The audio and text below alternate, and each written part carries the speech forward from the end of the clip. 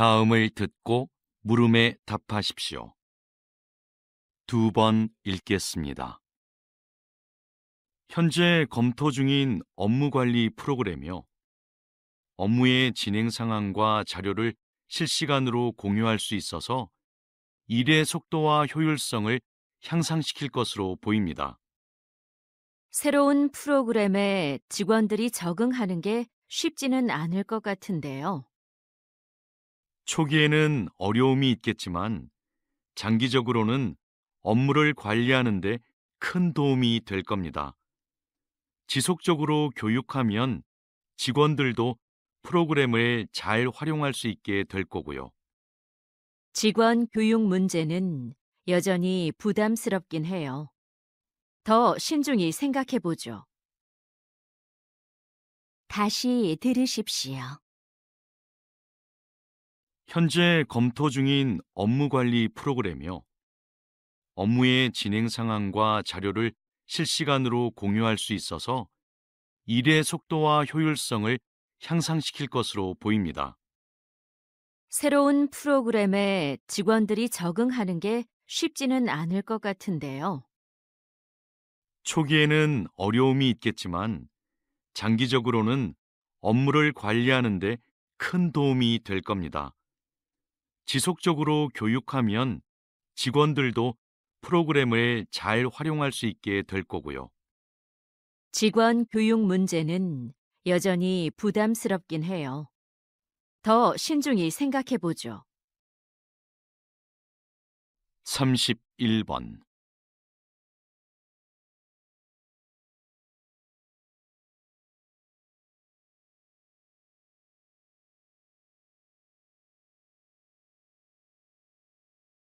32번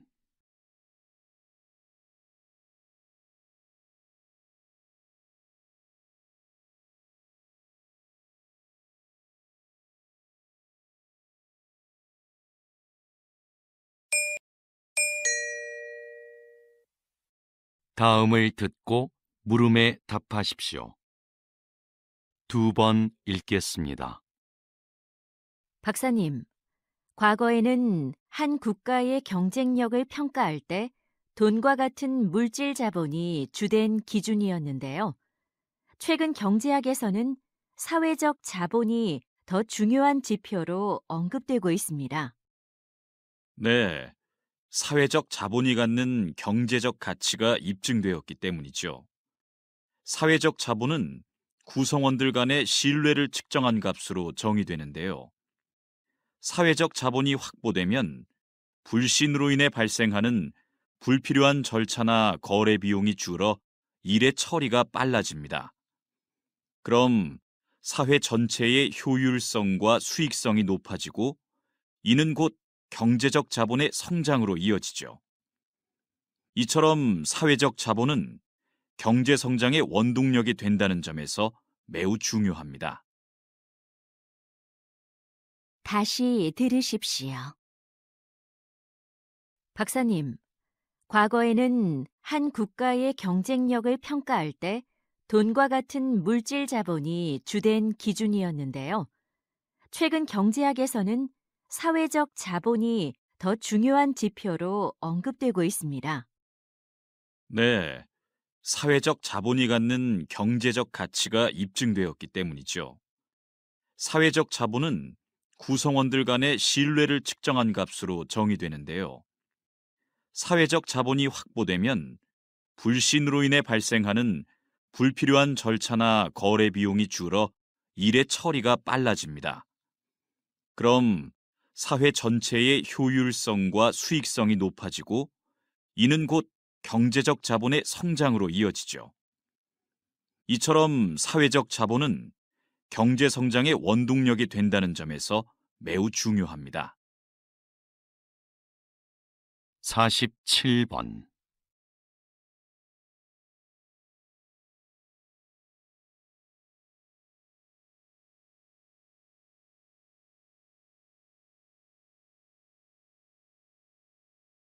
48번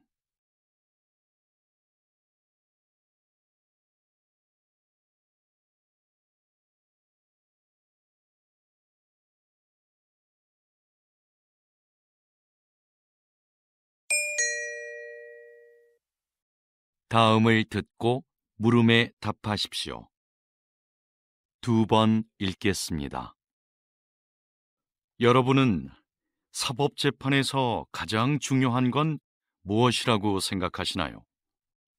아마도 공정함을 꼽을 것입니다. 많은 국가들이 이 공정함이라는 원칙을 수호하기 위해 심급제도를 시행하고 있는데요. 이는 한 사건에 대해 서로 다른 급의 법원에서 재판을 받을 수 있도록 보장하는 제도입니다. 만약 하급심의 법관이 법을 잘못 해석했거나 판결이 부당하다고 판단하면 누구나 이 제도를 통해 상급 법원에 다시 재판을 청구할 수 있지요. 하지만 이 과정에는 많은 시간과 인적 자원이 소요되는 것이 사실입니다. 그래서 일부에서는 재판의 신속성을 위해 제도를 간소화하자는 목소리도 있습니다.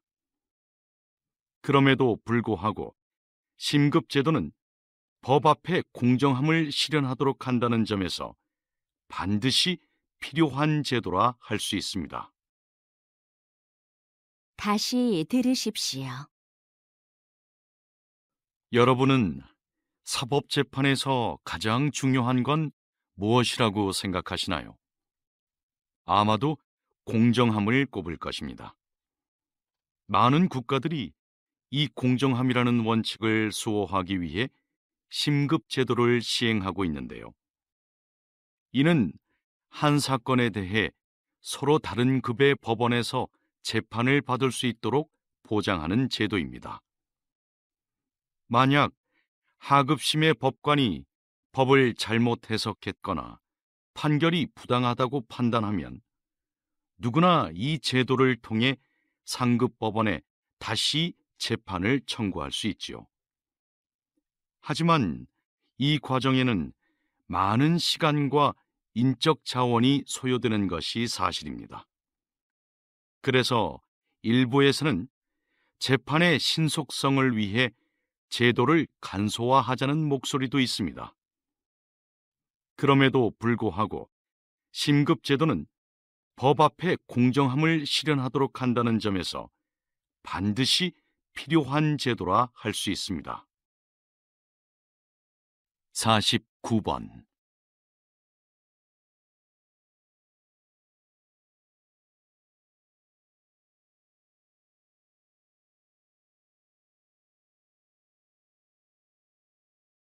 50번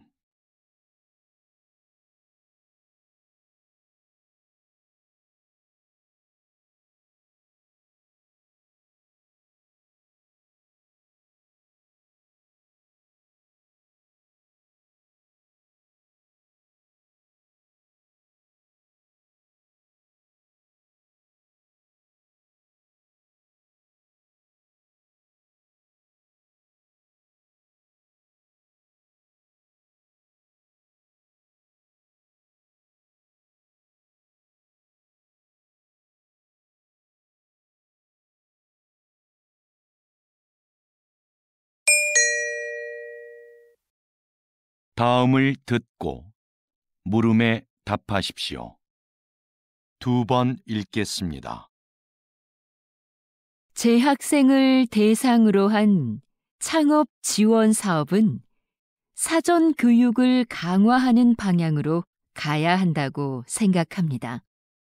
사전 교육과 함께 창업 지원금을 늘려서 더 많은 학생들이 실제로 창업을 해보게 하는 건 어떨까요? 지금 상황에서 창업을 해보게 하는 건 좀 이르지 않을까요? 교육이 부족하면 창업 과정에서 어려움이 많을 겁니다. 직접 부딪혀 봐야 배울 수 있는 것도 있잖아요. 그게 진정한 의미의 창업 교육인 것 같아요. 다시 들으십시오. 재학생을 대상으로 한 창업 지원 사업은 사전 교육을 강화하는 방향으로 가야 한다고 생각합니다. 사전 교육과 함께 창업 지원금을 늘려서 더 많은 학생들이 실제로 창업을 해보게 하는 건 어떨까요? 지금 상황에서 창업을 해보게 하는 건 좀 이르지 않을까요? 교육이 부족하면 창업 과정에서 어려움이 많을 겁니다. 직접 부딪혀 봐야 배울 수 있는 것도 있잖아요. 그게 진정한 의미의 창업 교육인 것 같아요. 31번.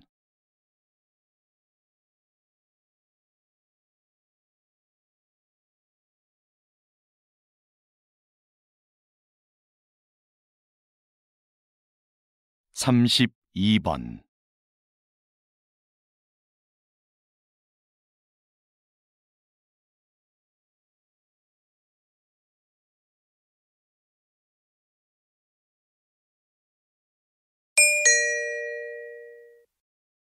다음은 대담입니다. 잘 듣고 물음에 답하십시오. 2번 읽겠습니다. 국가 지점 번호라. 저는 좀 생소한데요. 이미 시행 중인 제도라고요? 네.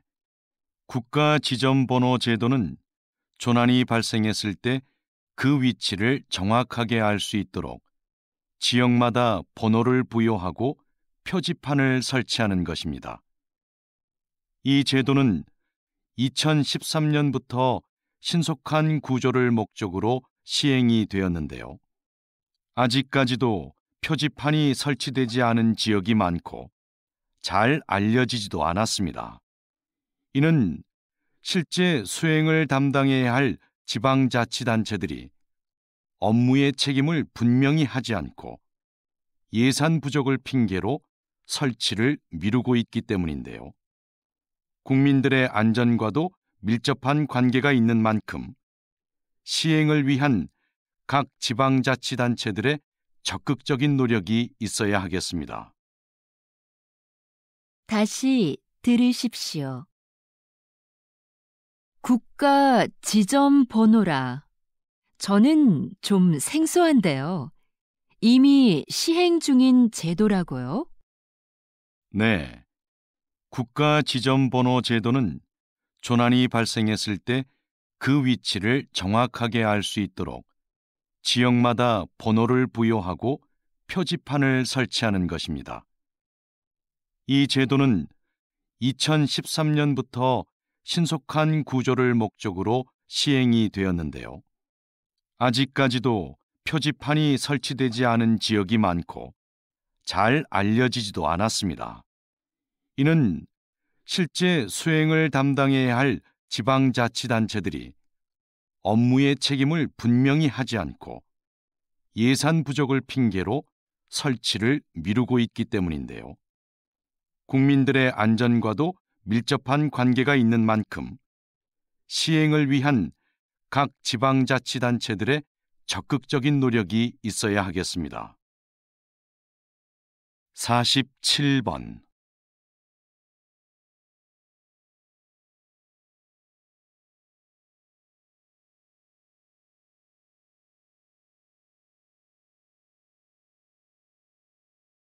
(48번)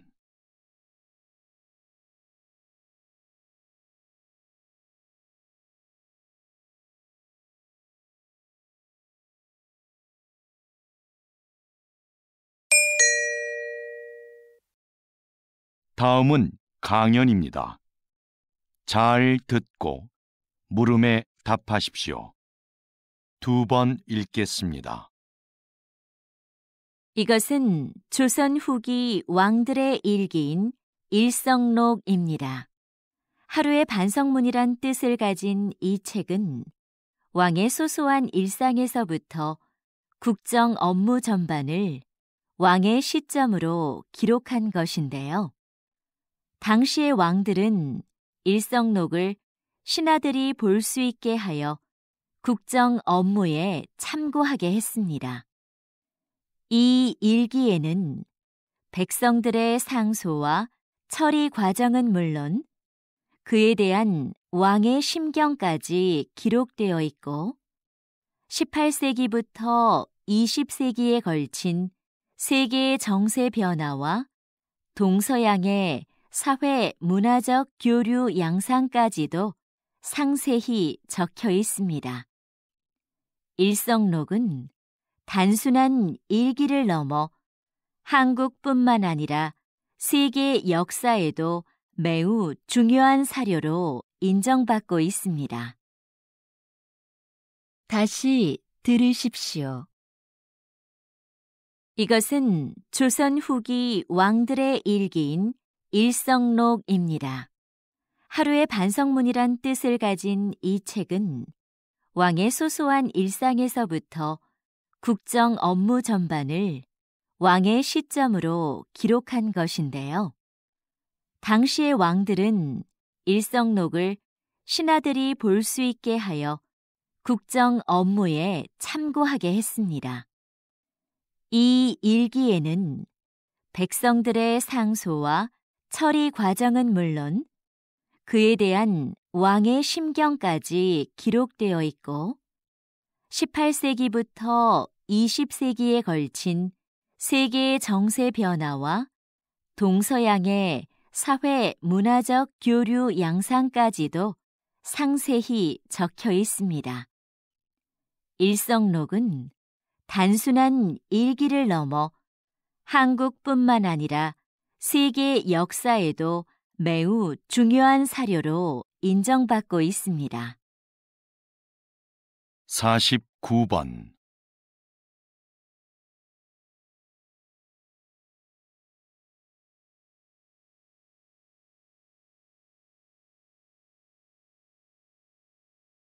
50번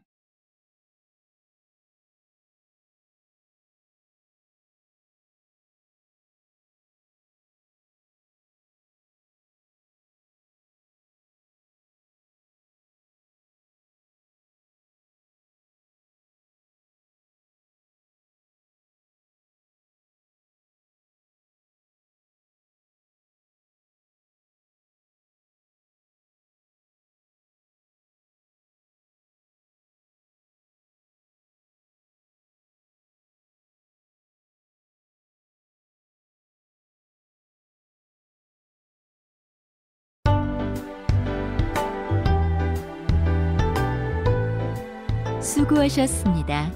듣기 시험이 끝났습니다.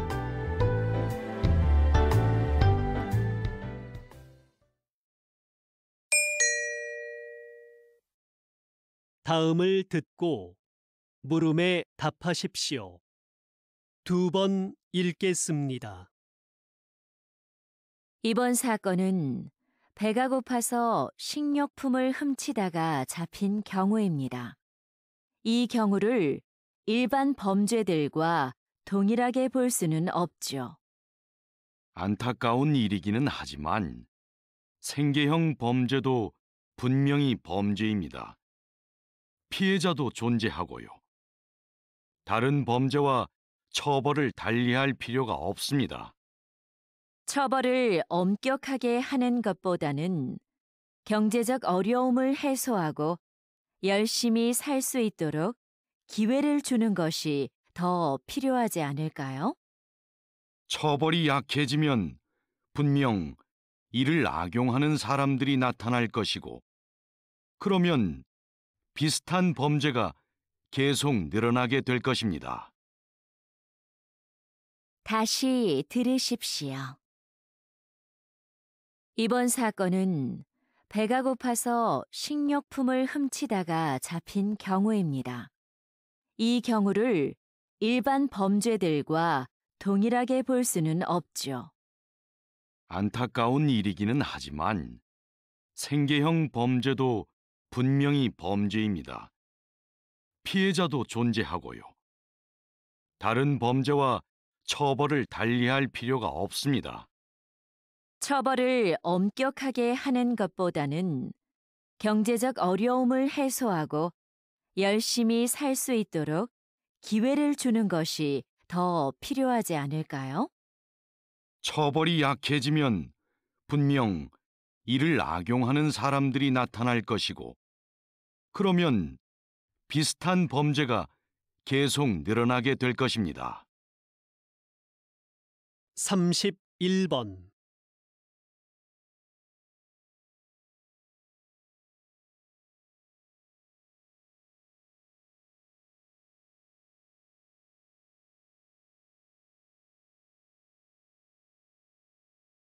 삼십이 번.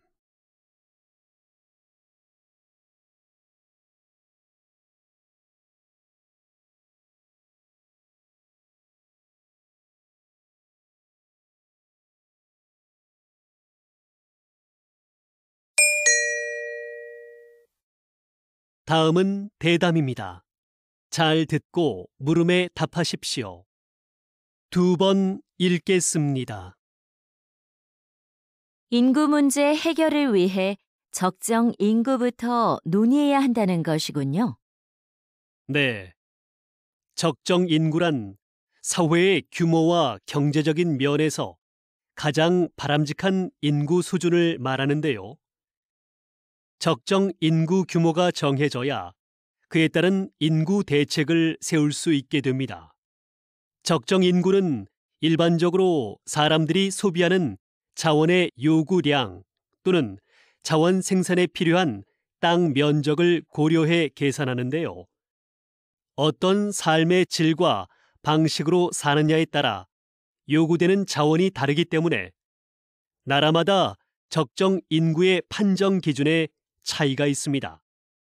따라서 적정 인구를 계산할 때는 국민들의 삶의 질도 함께 고려해야 합니다. 다시 들으십시오. 인구 문제 해결을 위해 적정 인구부터 논의해야 한다는 것이군요. 네. 적정 인구란 사회의 규모와 경제적인 면에서 가장 바람직한 인구 수준을 말하는데요. 적정 인구 규모가 정해져야 그에 따른 인구 대책을 세울 수 있게 됩니다.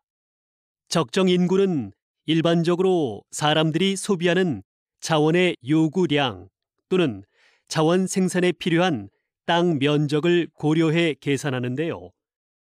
어떤 삶의 질과 방식으로 사느냐에 따라 요구되는 자원이 다르기 때문에 나라마다 적정 인구의 판정 기준에 차이가 있습니다. 따라서 적정 인구를 계산할 때는 국민들의 삶의 질도 함께 고려해야 합니다. 47번.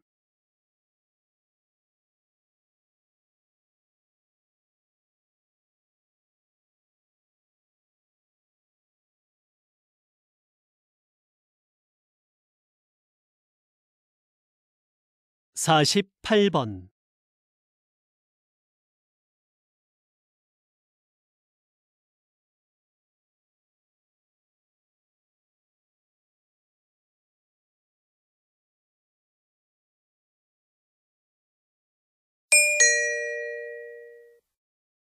다음은 강연입니다.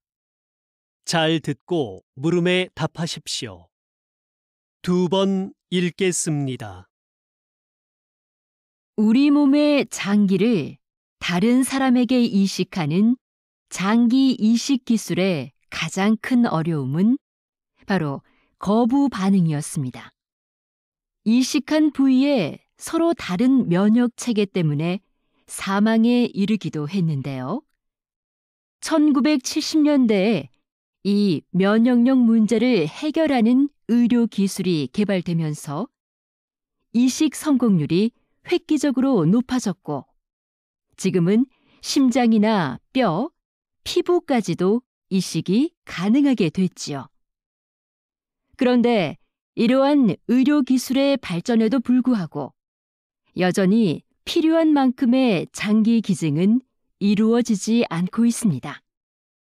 이를 해결하기 위해 현재 인공장기를 이식하는 연구가 한창이라고 하니 장기 이식의 새로운 가능성이 열릴 것으로 기대됩니다. 다시 들으십시오. 우리 몸의 장기를 다른 사람에게 이식하는 장기 이식 기술의 가장 큰 어려움은 바로 거부 반응이었습니다. 이식한 부위에 서로 다른 면역 체계 때문에 사망에 이르기도 했는데요. 1970년대에 이 면역력 문제를 해결하는 의료 기술이 개발되면서 이식 성공률이 획기적으로 높아졌고 지금은 심장이나 뼈, 피부까지도 이식이 가능하게 됐지요. 그런데 이러한 의료 기술의 발전에도 불구하고 여전히 필요한 만큼의 장기 기증은 이루어지지 않고 있습니다. 이를 해결하기 위해 현재 인공장기를 이식하는 연구가 한창이라고 하니 장기 이식의 새로운 가능성이 열릴 것으로 기대됩니다. 49번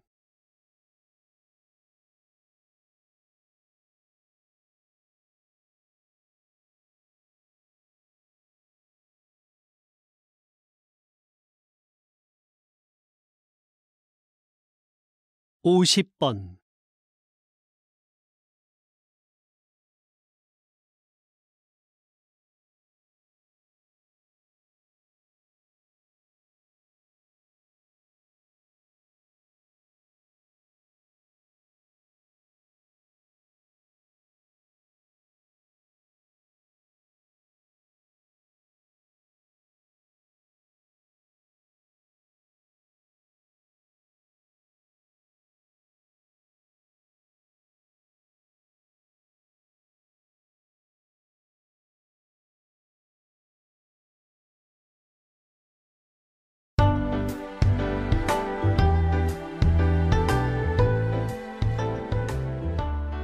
수고하셨습니다. 듣기 시험이 끝났습니다.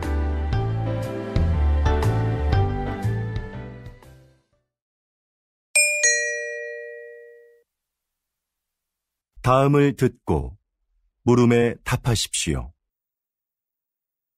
2번 읽겠습니다. 같은 커피 전문점의 커피가 지역별로 가격이 다른 것에 소비자들이 불만을 표하고 있습니다. 동일한 재료와 방법으로 만드는데 왜 가격이 다른지 이해할 수가 없습니다. 커피값은 임대료 등 매장의 여건에 따라 가격이 다를 수 있다고 생각합니다. 그렇다면 임대료가 낮은 지역의 커피값이 비싼 이유는 뭡니까? 임대료만이 커피값의 가장 중요한 기준이 되는 건 아닙니다. 시설이나 관리 비용 등 다양한 요인이 있는 거지요. 예를 들어 휴게소처럼 커피를 매장에서 마시지 않고 그냥 사가는 손님이 많은 곳은 다른 곳에 비해 커피값을 싸게 받을 수 있는 것처럼요. 다시 들으십시오. 같은 커피 전문점의 커피가 지역별로 가격이 다른 것에 소비자들이 불만을 표하고 있습니다. 동일한 재료와 방법으로 만드는데 왜 가격이 다른지 이해할 수가 없습니다. 커피값은 임대료 등 매장의 여건에 따라 가격이 다를 수 있다고 생각합니다. 그렇다면 임대료가 낮은 지역의 커피값이 비싼 이유는 뭡니까? 임대료만이 커피값의 가장 중요한 기준이 되는 건 아닙니다. 시설이나 관리 비용 등 다양한 요인이 있는 거지요. 예를 들어 휴게소처럼 커피를 매장에서 마시지 않고 그냥 사가는 손님이 많은 곳은 다른 곳에 비해 커피값을 싸게 받을 수 있는 것처럼요. 31번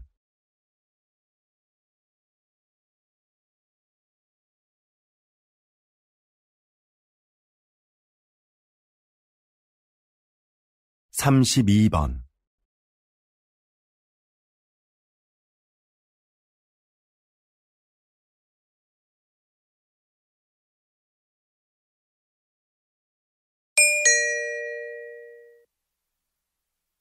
다음은 대담입니다.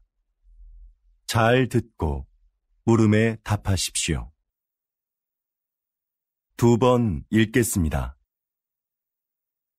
요즘 양극화를 해소하고 국가 경제에 활력을 불어넣기 위한 방안으로 기본소득이 언급되고 있습니다.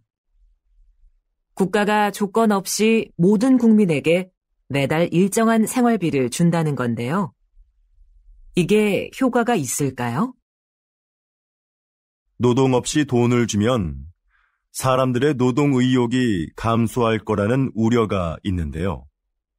하지만 오히려 노동 의욕을 촉진할 거라고 보는 입장도 있습니다.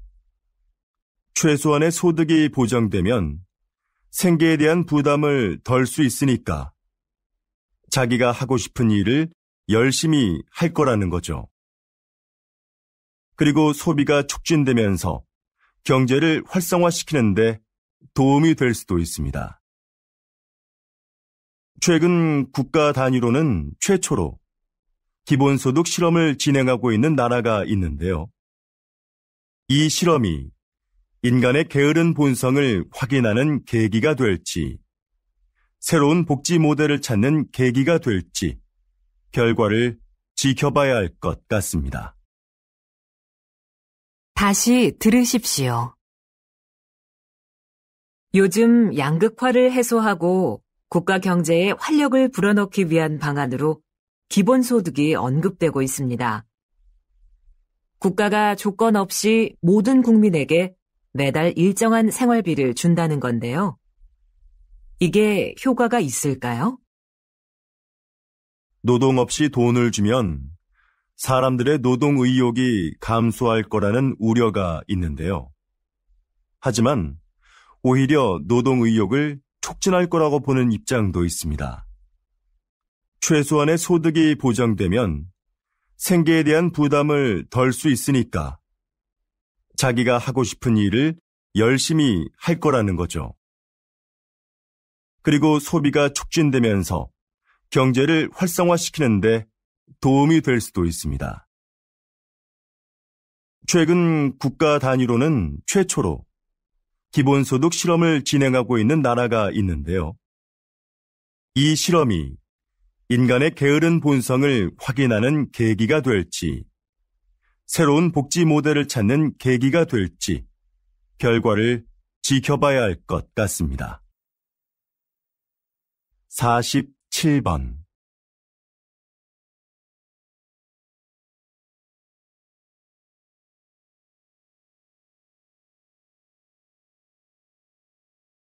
(48번)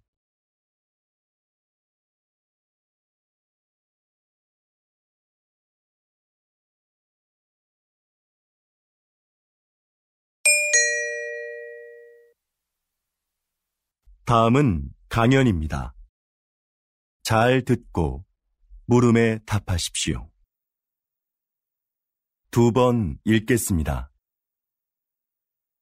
조선시대에는 탕평책이라는 정책이 있었는데요. 조선시대에도 오늘날의 정당 정치처럼 서로 입장을 같이 하는 사람들끼리 정치 세력을 형성하고 반대되는 집단과 대립하기도 하는 정치 형태가 있었습니다. 이런 정치 세력을 붕당이라고 하는데요. 초반에는 붕당을 중심으로 여론을 모으고 서로를 견제하면서 효율적인 국정 운영이 이루어졌습니다. 그런데 갈수록 붕당 간의 갈등이 심화되면서 폐단이 생겨났죠. 이런 상황에서 모든 붕당이 정치에 골고루 참여할 수 있도록 한 것이 탕평책입니다. 특정한 정치적 이념과 이해관계를 떠나 인재를 고르게 등용함으로써 정치 세력의 균형을 이루고자 했던 것이죠.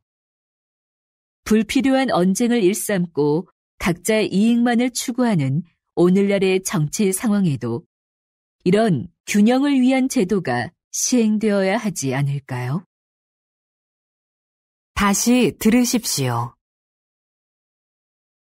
조선시대에는 탕평책이라는 정책이 있었는데요.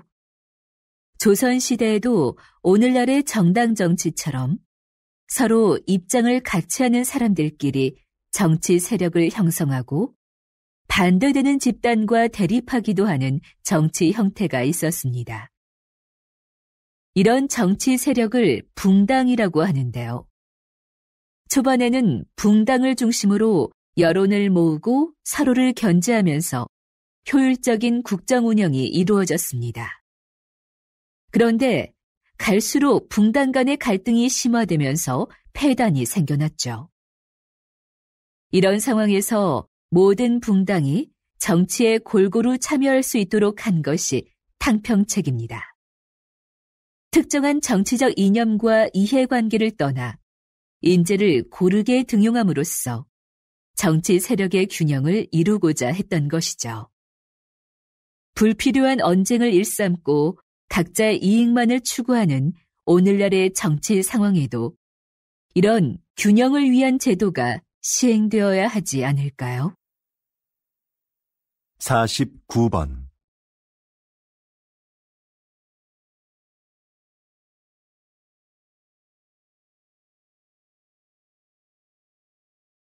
50번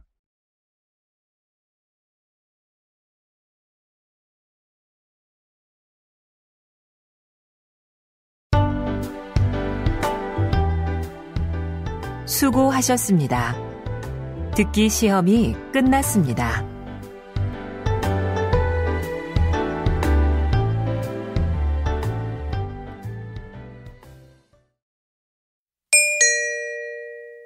다음을 듣고 물음에 답하십시오. 2번 읽겠습니다. 요즘 몇몇 영화관에서는 좌석별 가격 차등제가 시행되고 있습니다. 앞자리처럼 영화를 보기 불편한 자리는 싸게, 편안한 자리는 더 비싸게 파는 제도라고 하는데요. 전 이 제도가 문제가 있다고 생각합니다. 제 생각에 이건 매우 합리적인 제도인 것 같습니다. 불편한 앞자리인데도 편안한 자리와 똑같은 돈을 내고 영화를 보는 건 불합리한 것 아닌가요? 관객에게 선택의 기회도 줄 수 있고요. 그런데 저라면 아무리 싸도 앞자리에는 앉지 않을 것 같습니다. 저 같은 사람들은 돈을 더 내더라도 편안한 자리에 앉을 것 같은데 이건 결국 극장이 돈을 더 벌기 위해 만든 제도 아닌가요? 다시 들으십시오. 요즘 몇몇 영화관에서는 좌석별 가격 차등제가 시행되고 있습니다. 앞자리처럼 영화를 보기 불편한 자리는 싸게, 편안한 자리는 더 비싸게 파는 제도라고 하는데요. 전 이 제도가 문제가 있다고 생각합니다. 제 생각에 이건 매우 합리적인 제도인 것 같습니다. 불편한 앞자리인데도 편안한 자리와 똑같은 돈을 내고 영화를 보는 건 불합리한 것 아닌가요? 관객에게 선택의 기회도 줄 수 있고요. 그런데 저라면 아무리 싸도 앞자리에는 앉지 않을 것 같습니다. 저 같은 사람들은 돈을 더 내더라도 편안한 자리에 앉을 것 같은데 이건 결국 극장이 돈을 더 벌기 위해 만든 제도 아닌가요? 31번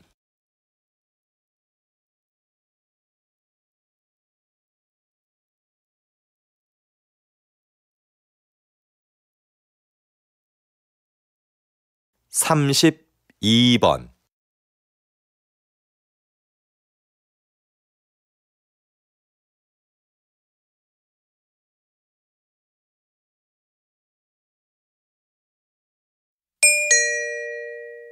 다음은 대담입니다. 잘 듣고 물음에 답하십시오. 2번 읽겠습니다. 전통 공예를 발전시키기 위해서 전승자들을 육성하고 보호하는 새로운 정책이 필요하다는 의견이 많은데요. 어떻게 생각하십니까? 지금까지의 정책은 주요 전승자들을 인간 문화재로 지정하고 그분들이 제자를 1대1로 교육해 전통 공예를 이어나가는 것이었습니다. 그런데 이런 방식은 전승 종목이 사유화될 우려가 있을 뿐더러 요즘 젊은이들이 별로 선호하지 않는다는 단점이 있었죠. 그래서 좀 더 새로운 전승 정책이 필요하다고 봅니다. 예를 들면 대학의 전통 공예 관련 강의를 개설하고 거기에 예산과 인력을 지원하는 겁니다. 전승자들이 대학에 출강하고 연구에 참여하면서 개방적으로 인재를 양성하는 거죠. 그리고 전승자들의 작품을 정부가 인증해 주는 겁니다. 다시 들으십시오. 전통 공예를 발전시키기 위해서 전승자들을 육성하고 보호하는 새로운 정책이 필요하다는 의견이 많은데요. 어떻게 생각하십니까? 지금까지의 정책은 주요 전승자들을 인간 문화재로 지정하고 그분들이 제자를 1대1로 교육해 전통 공예를 이어나가는 것이었습니다. 그런데 이런 방식은 전승 종목이 사유화될 우려가 있을 뿐더러 요즘 젊은이들이 별로 선호하지 않는다는 단점이 있었죠. 그래서 좀 더 새로운 전승 정책이 필요하다고 봅니다. 예를 들면 대학의 전통 공예 관련 강의를 개설하고 거기에 예산과 인력을 지원하는 겁니다. 전승자들이 대학에 출강하고 연구에 참여하면서 개방적으로 인재를 양성하는 거죠. 그리고 전승자들의 작품을 정부가 인증해 주는 겁니다. 47번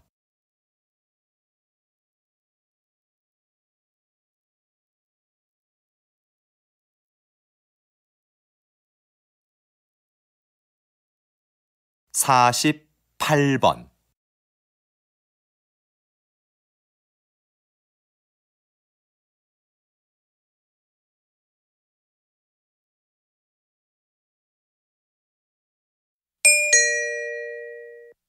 다음은 강연입니다. 잘 듣고 물음에 답하십시오. 2번 읽겠습니다.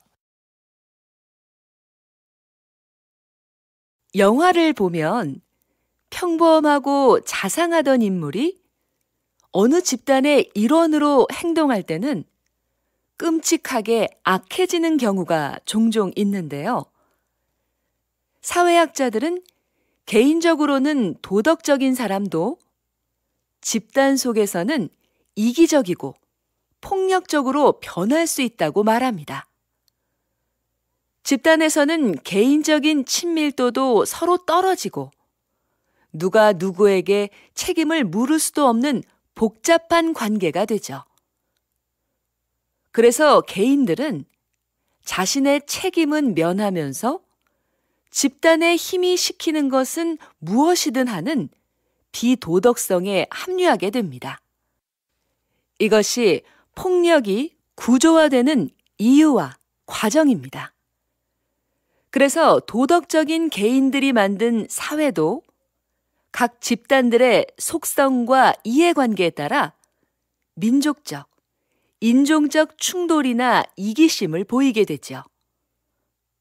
그러므로 이런 집단 간의 관계는 도덕보다 힘의 역학관계에 따라 정치적으로 조정해야 하는 경우가 많습니다. 다시 들으십시오.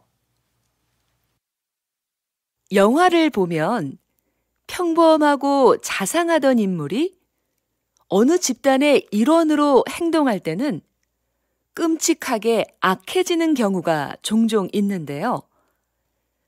사회학자들은 개인적으로는 도덕적인 사람도 집단 속에서는 이기적이고 폭력적으로 변할 수 있다고 말합니다. 집단에서는 개인적인 친밀도도 서로 떨어지고 누가 누구에게 책임을 물을 수도 없는 복잡한 관계가 되죠.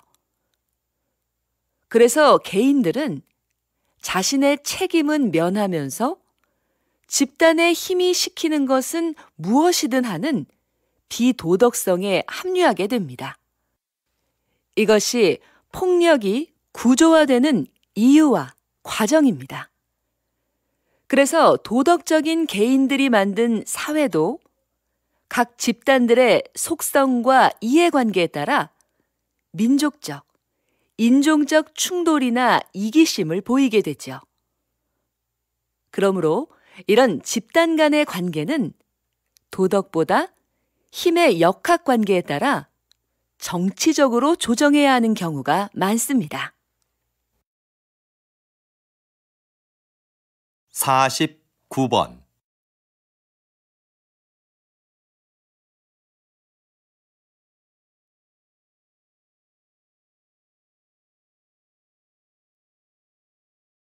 (50번)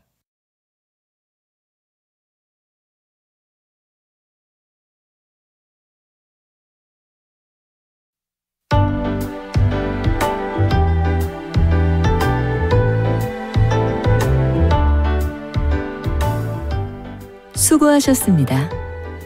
듣기 시험이 끝났습니다.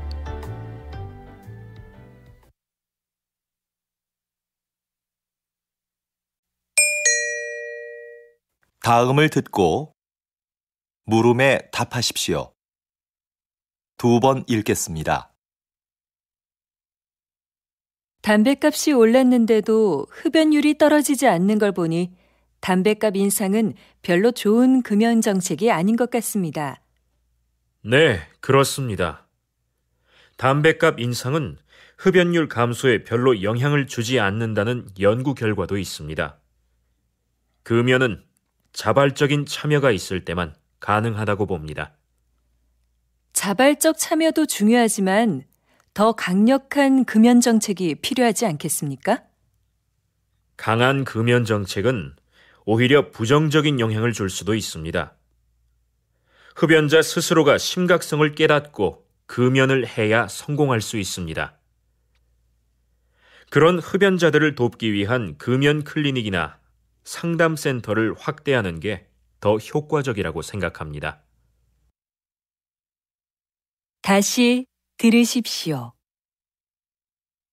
담뱃값이 올랐는데도 흡연율이 떨어지지 않는 걸 보니 담뱃값 인상은 별로 좋은 금연 정책이 아닌 것 같습니다.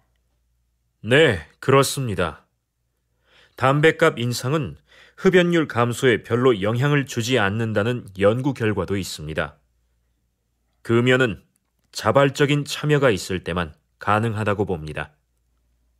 자발적 참여도 중요하지만 더 강력한 금연 정책이 필요하지 않겠습니까? 강한 금연 정책은 오히려 부정적인 영향을 줄 수도 있습니다. 흡연자 스스로가 심각성을 깨닫고 금연을 해야 성공할 수 있습니다. 그런 흡연자들을 돕기 위한 금연 클리닉이나 상담센터를 확대하는 게 더 효과적이라고 생각합니다.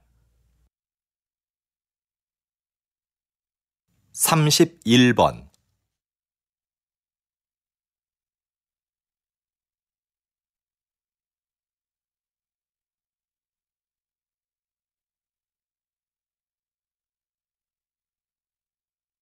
(32번)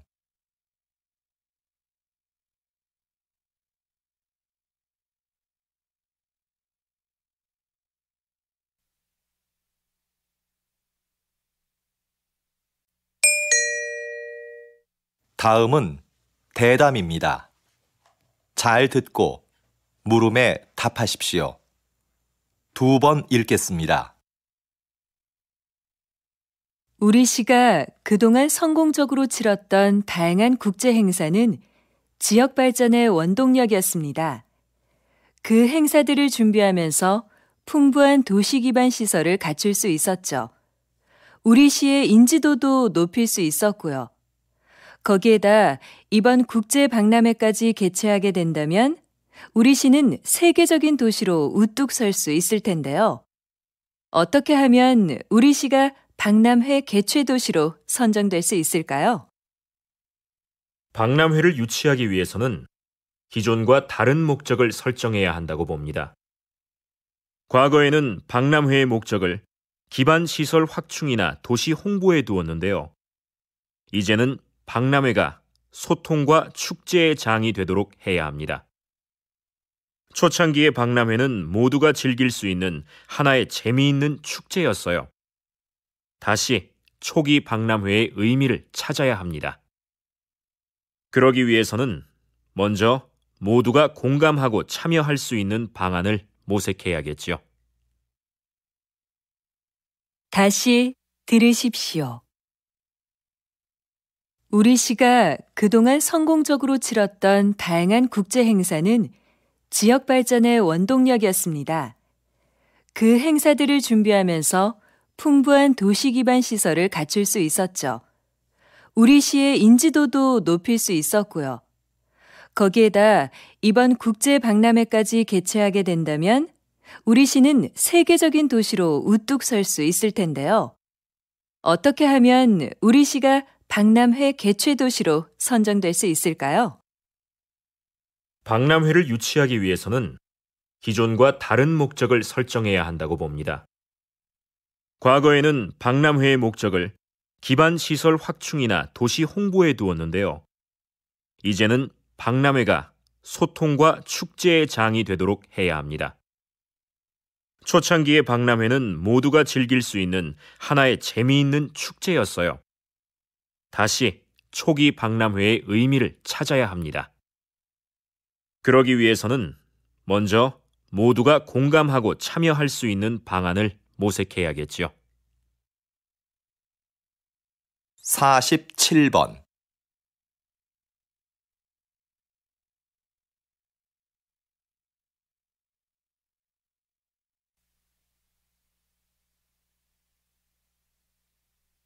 48번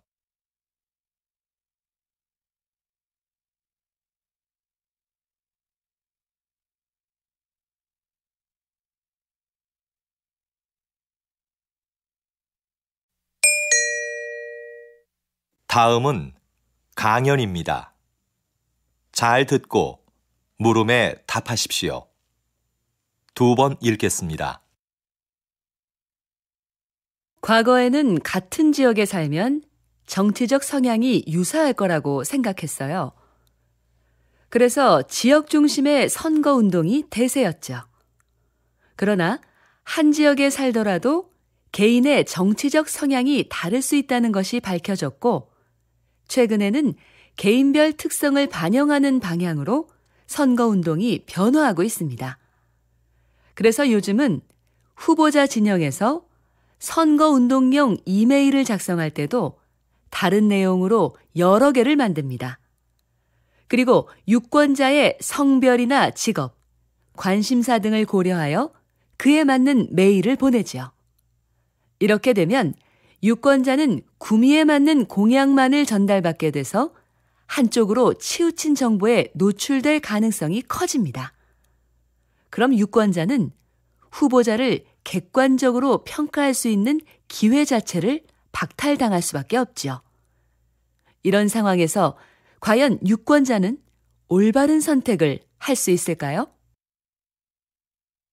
다시 들으십시오. 과거에는 같은 지역에 살면 정치적 성향이 유사할 거라고 생각했어요. 그래서 지역 중심의 선거운동이 대세였죠. 그러나 한 지역에 살더라도 개인의 정치적 성향이 다를 수 있다는 것이 밝혀졌고, 최근에는 개인별 특성을 반영하는 방향으로 선거운동이 변화하고 있습니다. 그래서 요즘은 후보자 진영에서 선거운동용 이메일을 작성할 때도 다른 내용으로 여러 개를 만듭니다. 그리고 유권자의 성별이나 직업, 관심사 등을 고려하여 그에 맞는 메일을 보내지요. 이렇게 되면 유권자는 구미에 맞는 공약만을 전달받게 돼서 한쪽으로 치우친 정보에 노출될 가능성이 커집니다. 그럼 유권자는 후보자를 객관적으로 평가할 수 있는 기회 자체를 박탈당할 수밖에 없죠. 이런 상황에서 과연 유권자는 올바른 선택을 할 수 있을까요? 49번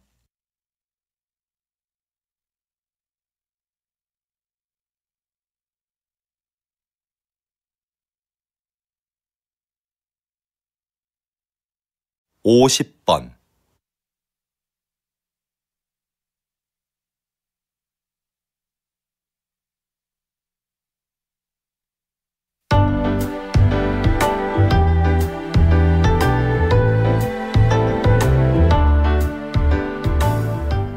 수고하셨습니다. 듣기 시험이 끝났습니다.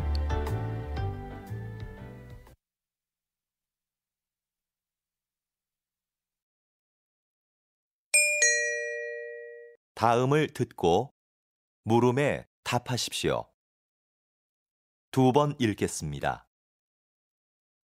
실험 문제에 대한 여러 가지 대안들을 말씀해 주셨는데요.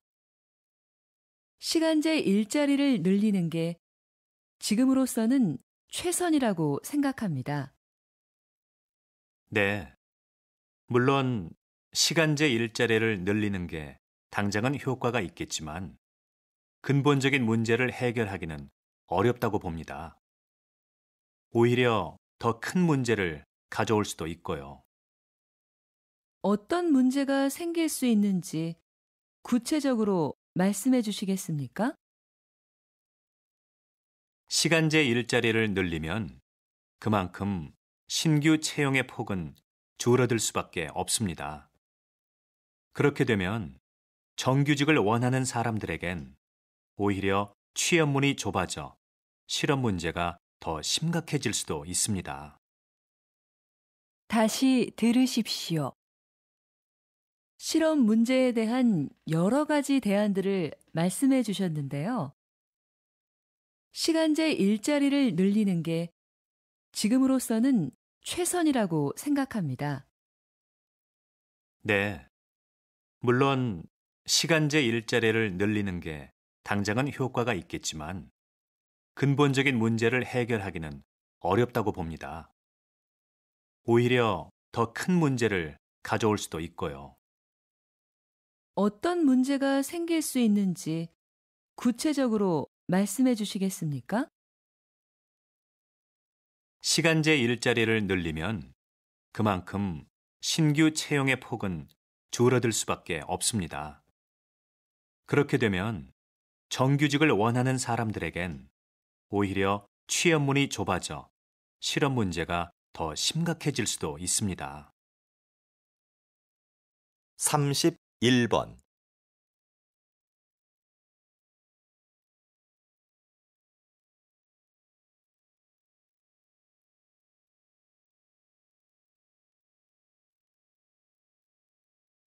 32번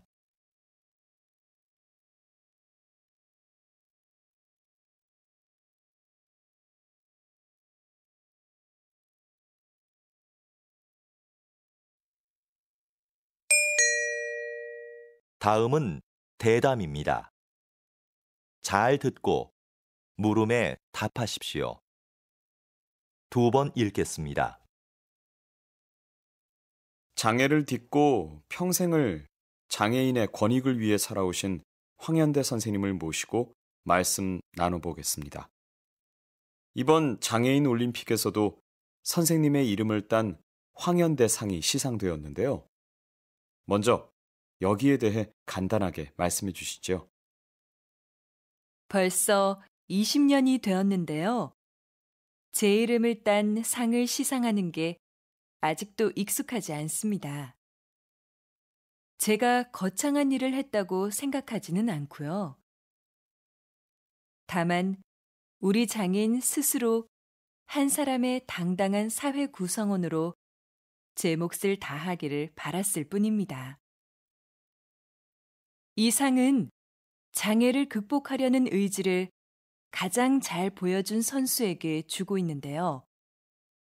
고맙게도 지금까지는 수상자들이 제 기대 이상으로 사회에서 당당하게 자리를 잡았습니다. 그 점을 항상 고맙게 생각합니다. 다시 들으십시오.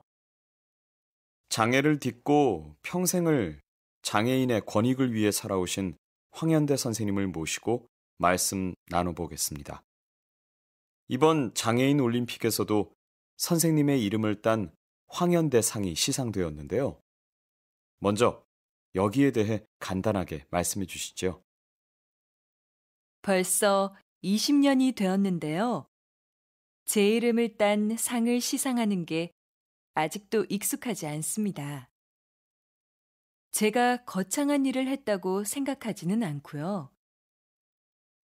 다만 우리 장애인 스스로 한 사람의 당당한 사회 구성원으로 제 몫을 다하기를 바랐을 뿐입니다. 이 상은 장애를 극복하려는 의지를 가장 잘 보여준 선수에게 주고 있는데요. 고맙게도 지금까지는 수상자들이 제 기대 이상으로 사회에서 당당하게 자리를 잡았습니다. 그 점을 항상 고맙게 생각합니다. 47번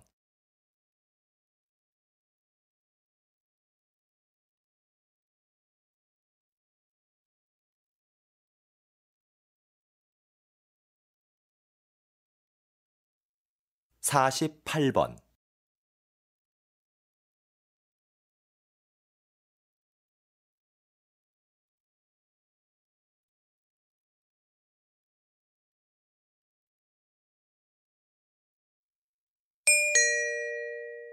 다음은 강연입니다.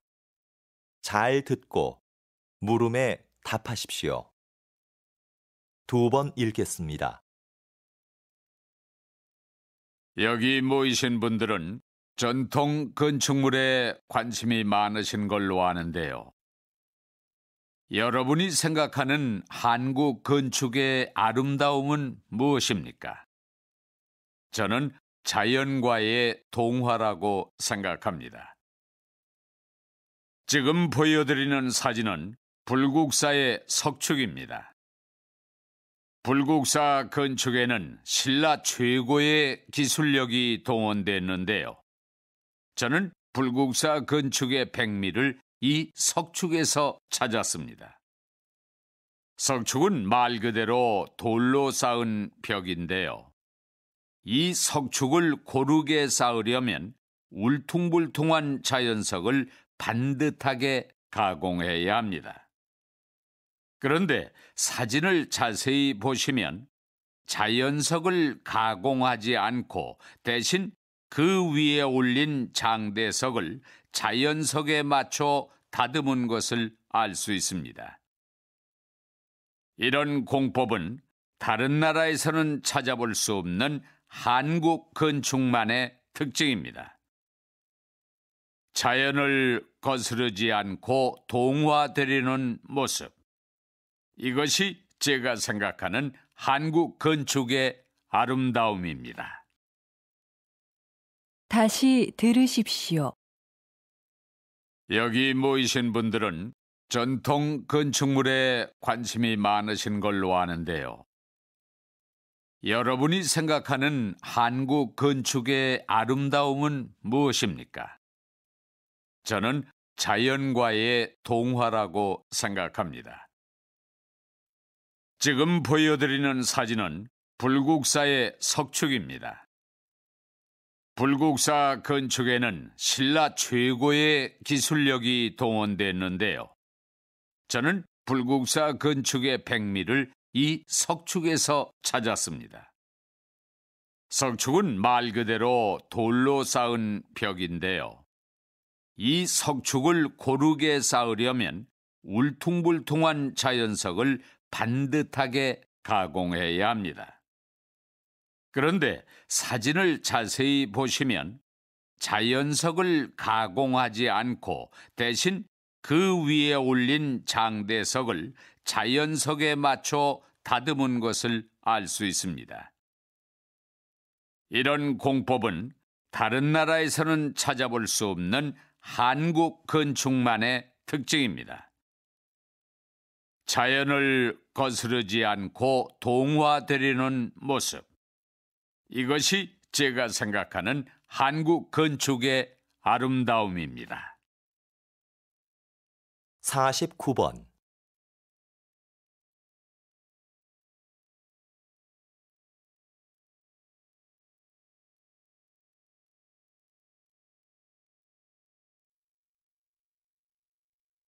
(50번)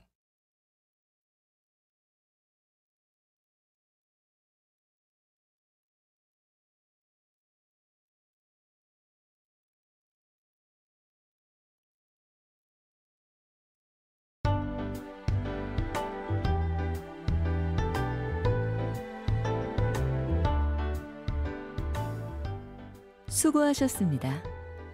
듣기 시험이 끝났습니다.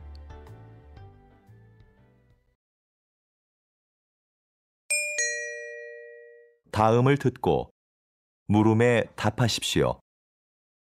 2번 읽겠습니다.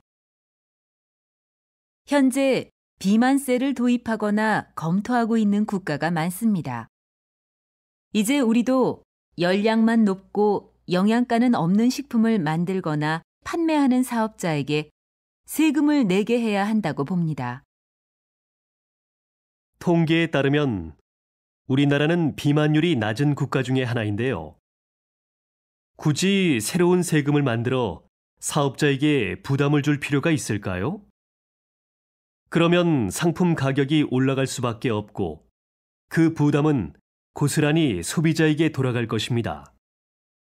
단순히 경제 논리로만 볼 것이 아니라 좀 더 멀리 내다봐야 합니다. 고열량식으로 청소년들의 비만율이 높아지고 있습니다. 일리 있는 말씀입니다. 하지만 그 문제에 대해서는 다양한 각도에서 봐야지요.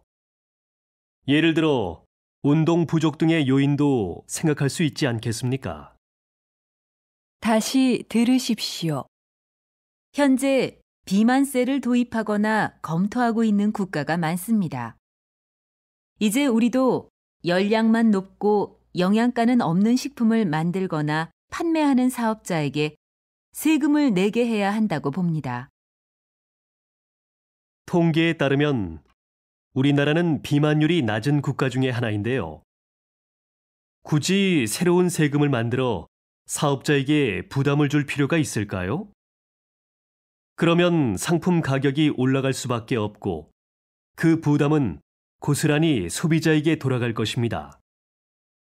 단순히 경제 논리로만 볼 것이 아니라 좀 더 멀리 내다봐야 합니다. 고열량식으로 청소년들의 비만율이 높아지고 있습니다. 일리 있는 말씀입니다. 하지만 그 문제에 대해서는 다양한 각도에서 봐야지요. 예를 들어 운동 부족 등의 요인도 생각할 수 있지 않겠습니까? 31번.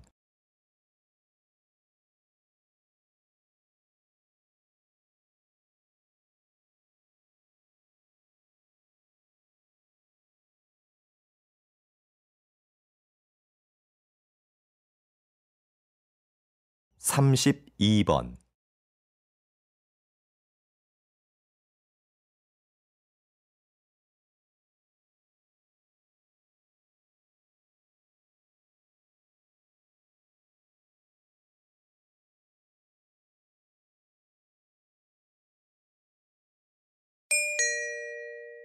다음은 대담입니다.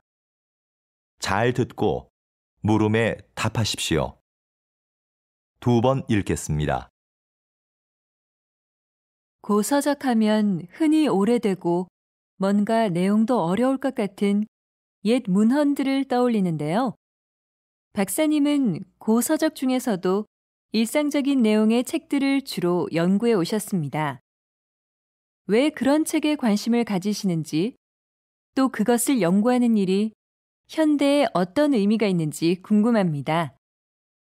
제가 연구하는 고서들은 당시 일반 대중들이 많이 봤던 책입니다.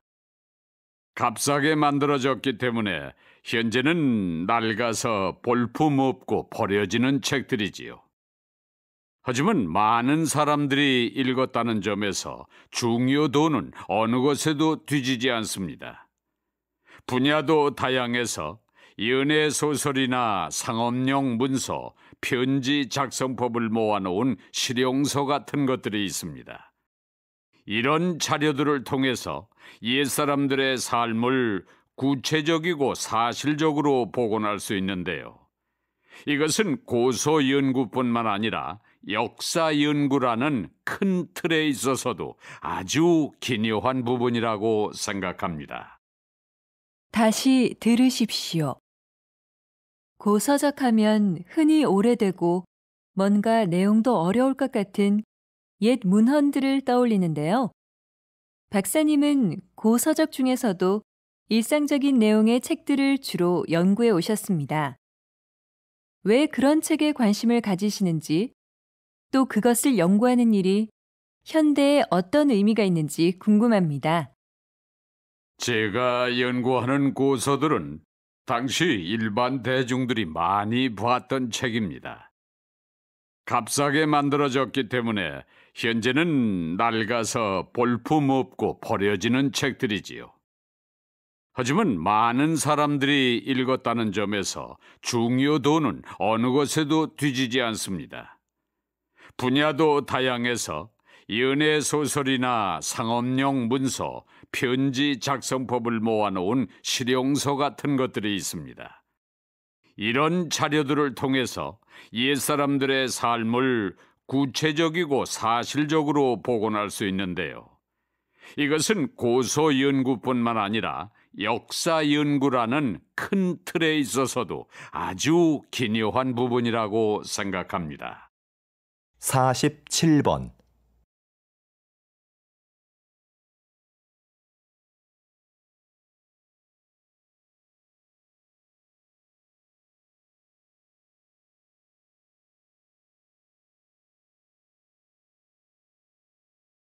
(48번)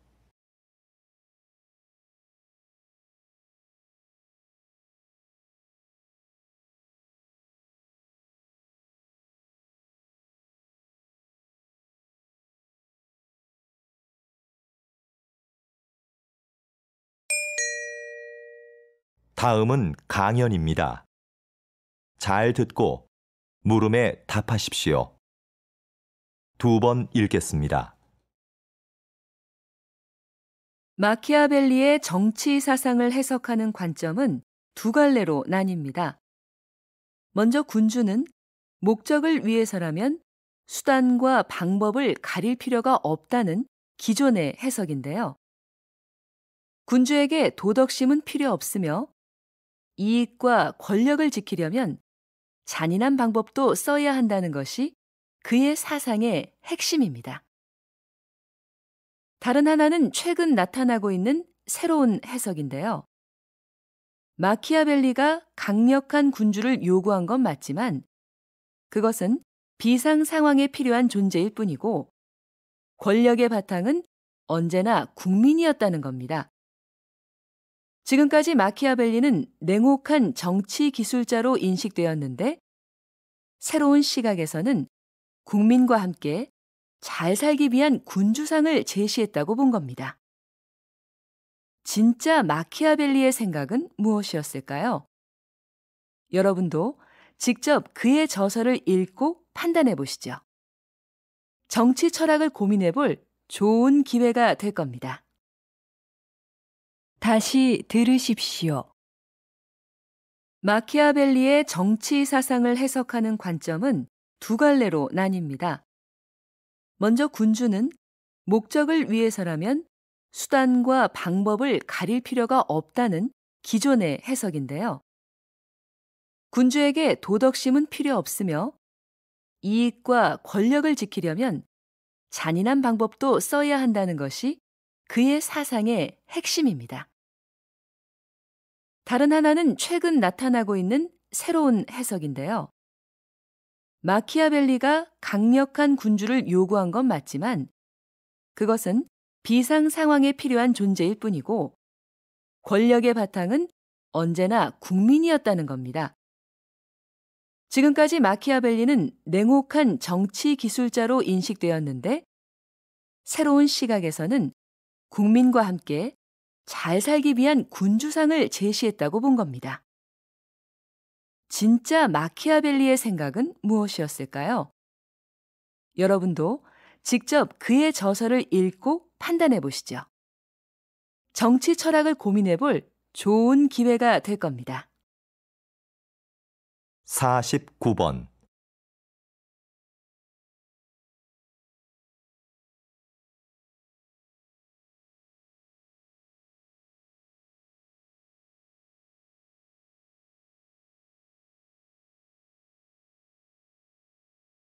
50번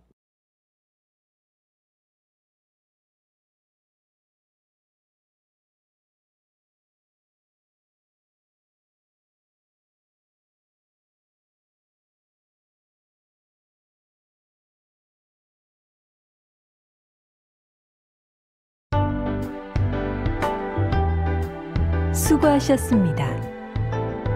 듣기 시험이 끝났습니다.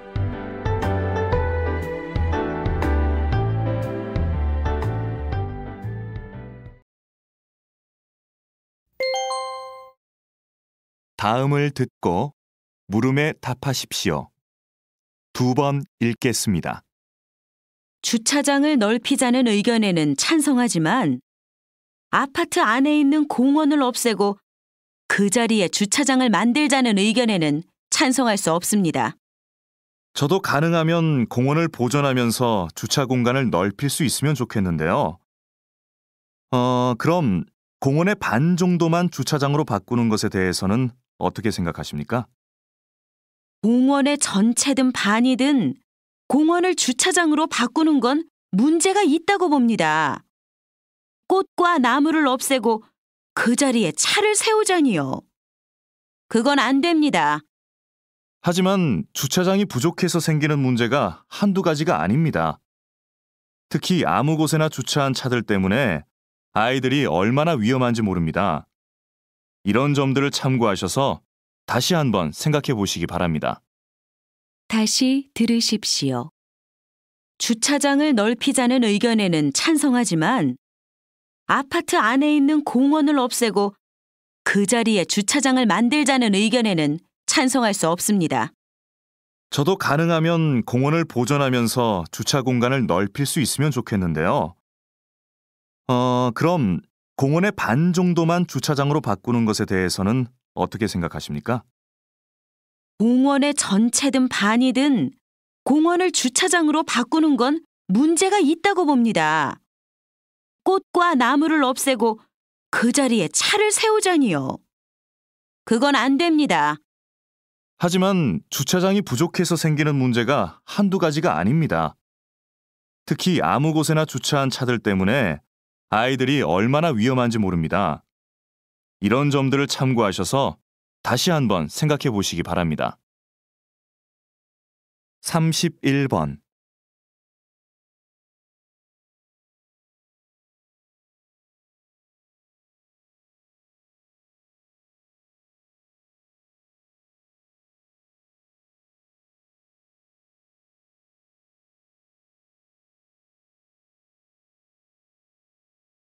32번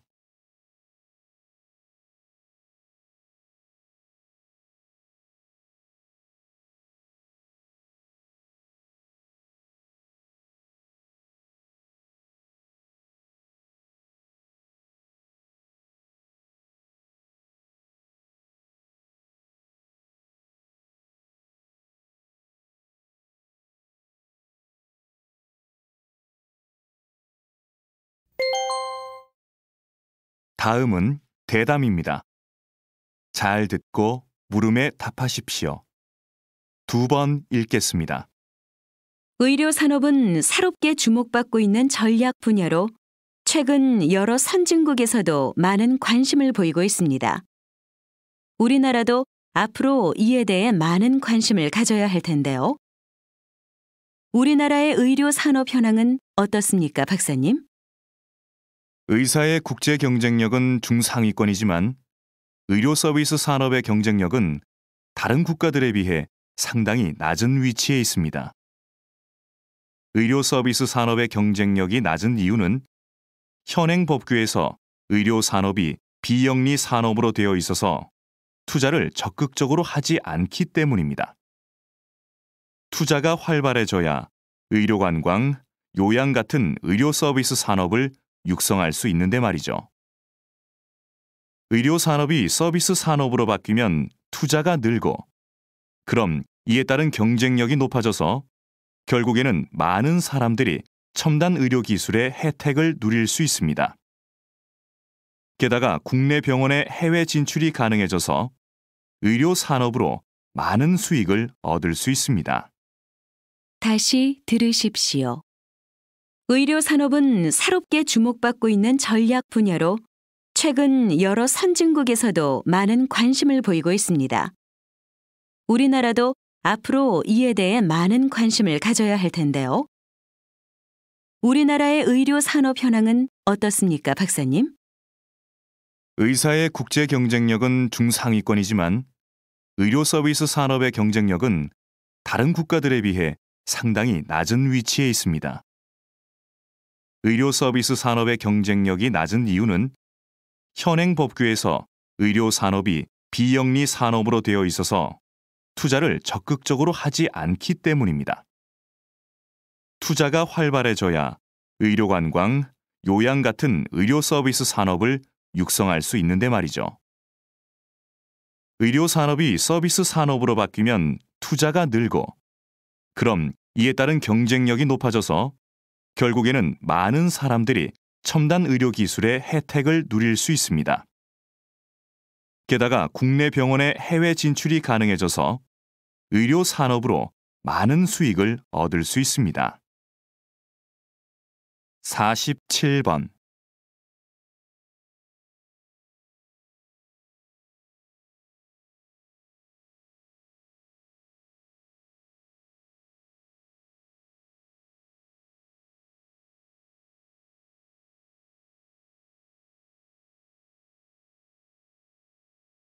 (48번)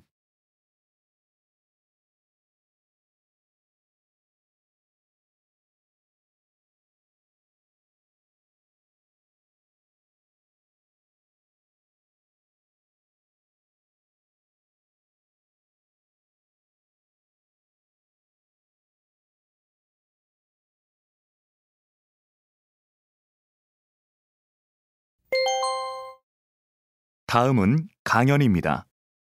잘 듣고 물음에 답하십시오. 2번 읽겠습니다. 요즘 지구촌 곳곳에서 물 부족 문제로 심각한 고통을 겪고 있는 나라들이 많습니다.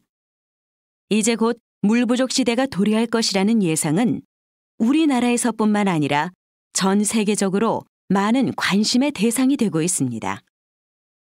이러한 관심은 물 산업에 대한 관심으로 이어지고 있습니다.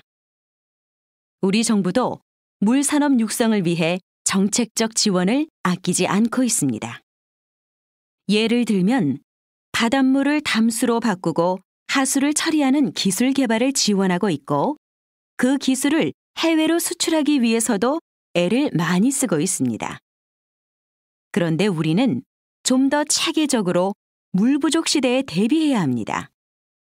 물과 관련된 기업, 대학, 연구소의 핵심 주체들이 모여 물 산업 발전에 필요한 연구 개발을 효과적으로 추진해야 한다는 것입니다. 이를 기반으로 신기술 개발, 마케팅, 자금 알선 업무를 수행하면 물 산업 발전에 시너지 효과를 낳을 수 있을 것입니다. 다시 들으십시오. 요즘 지구촌 곳곳에서 물 부족 문제로 심각한 고통을 겪고 있는 나라들이 많습니다. 이제 곧 물 부족 시대가 도래할 것이라는 예상은 우리나라에서뿐만 아니라 전 세계적으로 많은 관심의 대상이 되고 있습니다. 이러한 관심은 물 산업에 대한 관심으로 이어지고 있습니다.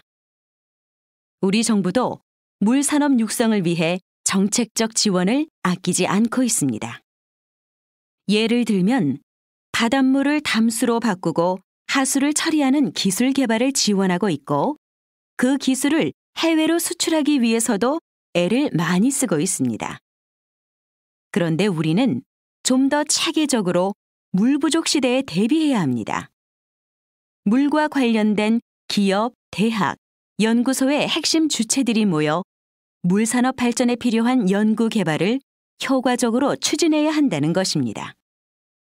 이를 기반으로 신기술 개발, 마케팅, 자금 알선 업무를 수행하면 물 산업 발전에 시너지 효과를 낳을 수 있을 것입니다. 49번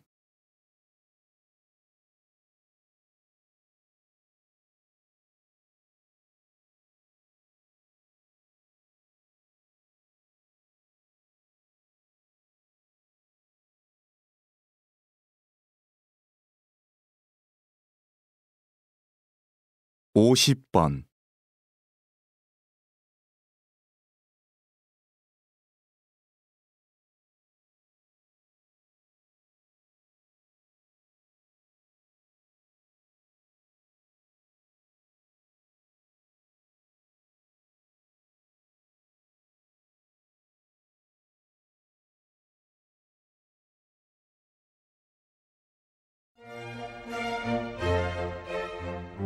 수고하셨습니다. 듣기 시험이 끝났습니다.